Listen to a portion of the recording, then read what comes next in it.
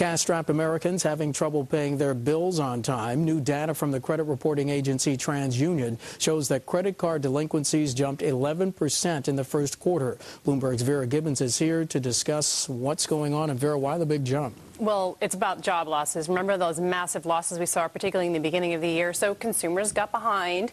They got a little cash strapped here. And as a result, they got behind on their bill paying. If you look at delinquencies, and this would be people who are behind on their bills by 3 months or more, first quarter 2009 versus first quarter 2008, you'll see an increase of 11%. Now, mark balances, too, credit card balances also up to an average of about 55.48 last year to 5,776 this year.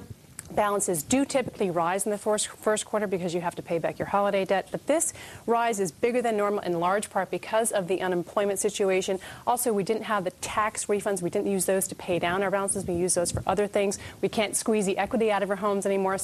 So that had something to do with it as well.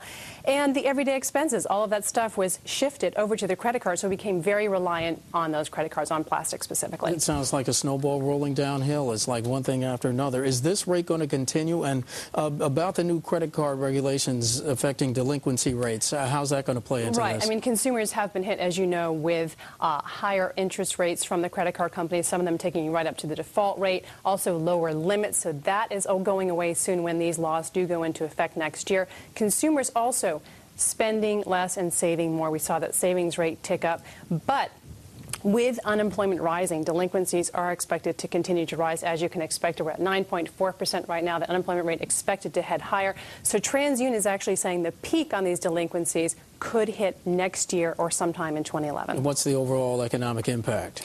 Well, I did speak to Scott Hoyt from MoodysEconomy.com, and he said this is not nearly as catastrophic as what we've seen in mortgages, not only because of the dollar amounts here and due to the fact that mortgages make up 80% of consumers' liability. Credit card, a much smaller piece of that pie. So he doesn't see this as a house of cards? He doesn't see it as a house of cards. No, he sees it as a much smaller problem versus the mortgage mess, obviously. Vera Gibbons. Vera, thanks so much.